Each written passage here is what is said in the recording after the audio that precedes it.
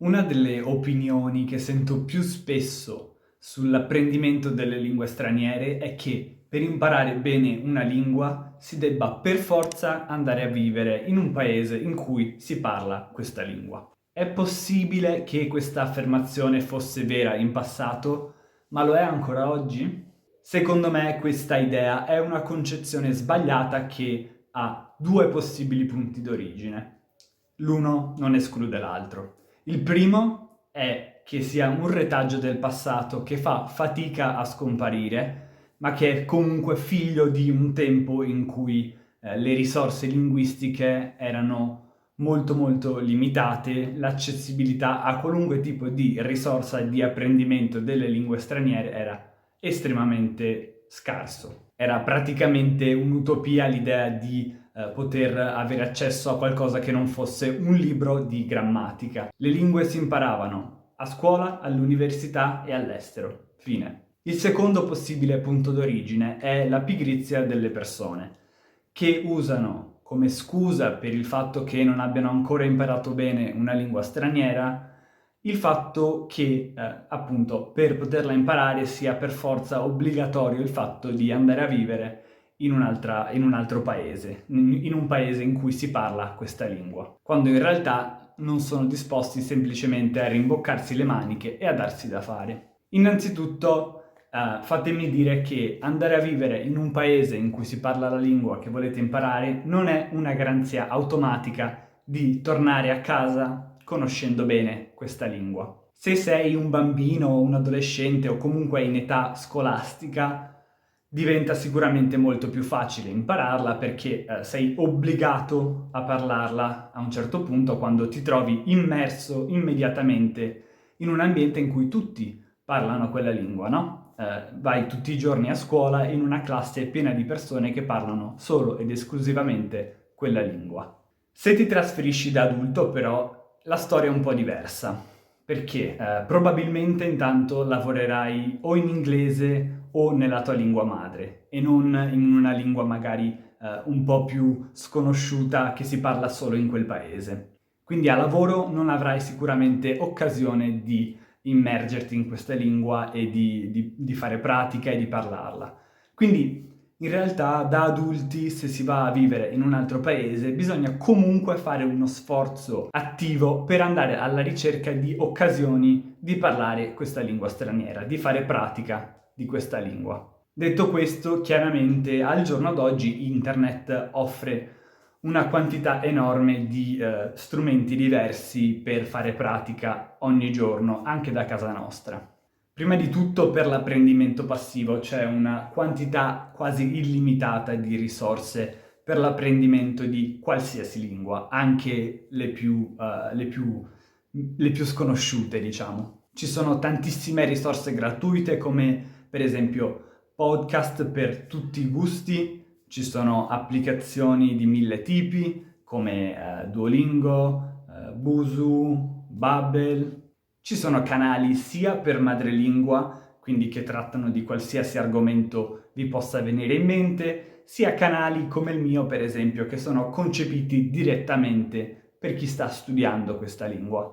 Ci sono gruppi Facebook in cui l'argomento principale è appunto l'apprendimento di una certa lingua straniera, in cui troverete altri studenti per confrontarvi e per chiedere aiuto o semplicemente per studiare insieme. Ma ci sono anche in questi gruppi tantissimi madrelingua come me che sono ben disposti a fornirvi dei chiarimenti sui dubbi che avete e ad aiutarvi in qualsiasi modo possibile. Poi se siete disposti a spendere anche qualche soldo, per esempio potrete comprare un VPN per poter guardare la televisione di altri paesi su internet, oppure ci sono servizi di streaming come Netflix che sono utilissimi e vi forniscono tutti i sottotitoli di cui avete bisogno, sia nella lingua originale, sia nella vostra lingua o anche in inglese in alcuni casi. Ci sono piattaforme come italki che vi aiutano a trovare degli insegnanti o dei partner linguistici che pagate per aiutarvi a imparare questa lingua straniera. C'è anche una quantità enorme di PDF, di libri in tutte le lingue del mondo soprattutto i libri vecchi spesso si trovano anche gratuitamente. Ma comunque non voglio che questo video diventi un altro come imparare una lingua straniera su internet, perché quel video l'ho già fatto, quindi vi lascerò il link qua in alto da qualche parte. Se non l'avete ancora guardato, andate a guardarlo. Poi non c'è solo internet però. Per esempio, in ogni paese, in ogni città ci sono degli eventi di scambio linguistico e io personalmente ci ho partecipato molto, sia in Italia sia nei paesi stranieri che sono andato a visitare. Per esempio qui in Francia, quando ero appena arrivato, andavo spesso, almeno quando i bar erano ancora aperti, andavo spesso a questi eventi di scambio linguistico in cui avevo modo di parlare con tantissimi madrelingua francesi che volevano magari imparare l'italiano o l'inglese e quindi ci scambiavamo le nostre conoscenze linguistiche. Gli insegnanti privati non si trovano solo su internet, ma si trovano anche nella vita reale tramite annunci di vario tipo, soprattutto se abitate in delle grandi città, ma non solo. Libri da leggere, per esempio, e non di grammatica. In qualunque città, perlomeno quelle di medie o grandi dimensioni, c'è almeno una libreria che vende libri in lingue straniere, quindi andate a cercare in una di quelle librerie, sicuramente troverete un libro che fa al caso vostro. Tenere un diario è un'attività che secondo me viene molto sottovalutata nell'apprendimento delle lingue straniere, perché descrivere la vostra giornata vi aiuta a mettere in pratica tutte quelle parole che o descrivono attività quotidiane che quindi fate molto spesso, oppure parole che descrivono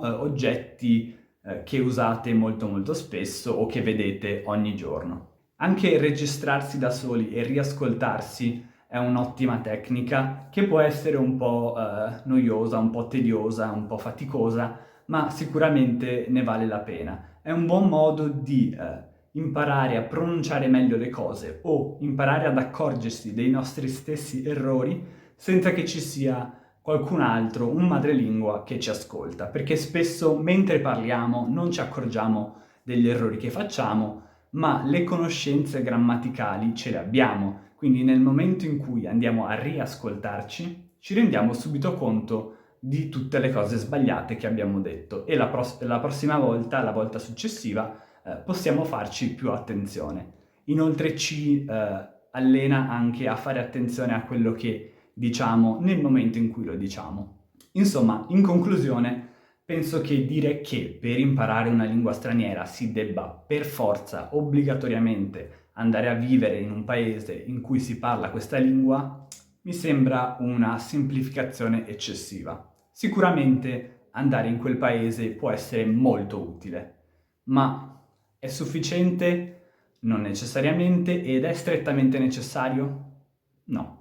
Io personalmente, per esempio, ho imparato l'inglese senza essere mai andato a vivere in un paese anglofono e anche con il francese avevo comunque già raggiunto un buon livello prima di andare a vivere in Belgio. Quindi, credetemi, si può fare. Non lasciate che questo luogo comune vi trattenga dall'avventurarvi nello studio di una lingua straniera che vi affascina, che vi piace, che avete sempre voluto imparare. Credo che alla fine il problema principale sia sempre la mancanza di motivazione. Se una persona è realmente motivata, trova sempre l'occasione, il modo di fare almeno un pochino di esercizio, se non tutti i giorni, quasi tutti i giorni. E la cosa più difficile, ma più importante, è quella di essere veramente interessati al processo di apprendimento stesso della lingua, il fatto di godersi il processo di apprendimento e non di avere sempre come